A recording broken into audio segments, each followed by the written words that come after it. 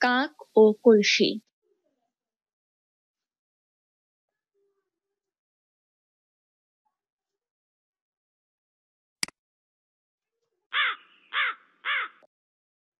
বড় একটা মাঠ, মাঠের ওপারে ঘন বন। এক ছিল কাক, সে খাবারের খোঁজে বনে যেতে চাইল। সে উঠতে শুরু করলো। উঠতে উঠতে তার খুব পিপাসা পেল। সে এদিক ওদিক তাকালো পানির খোঁজে। তখন একটা কলসি পড়ল তার চোখে। সে খুব খুশি হলো, উড়ে গিয়ে বসলো কলসির উপর। সে দেখলো পানি কলসির তলার দিকে। কাক ঠোঁট ঢুকিয়ে দিল কলসিতে, কিন্তু নাগাল পেল না।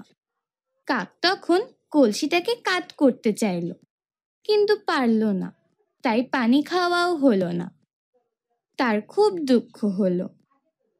সে এদিক ওদিক তাকালো, কাছেই দেখতে পেল অনেক নুড়ি। তার মাথায় একটা বুদ্ধি এলো। সে একটা করে নুড়ি আনতে লাগলো, ফেলতে লাগলো কলসির ভিতরে।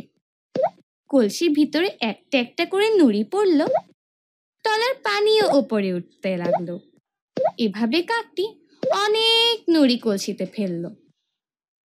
এক সময় পানি কলসির মুখে উঠে এলো। তখন কাকটি প্রাণ ভরে পানি খেলো, তার পিপাসা মিটলো। কাক খুশি মনে ডানা ঝাড়া দিল, তারপর উড়াল দিল বনের দিকে।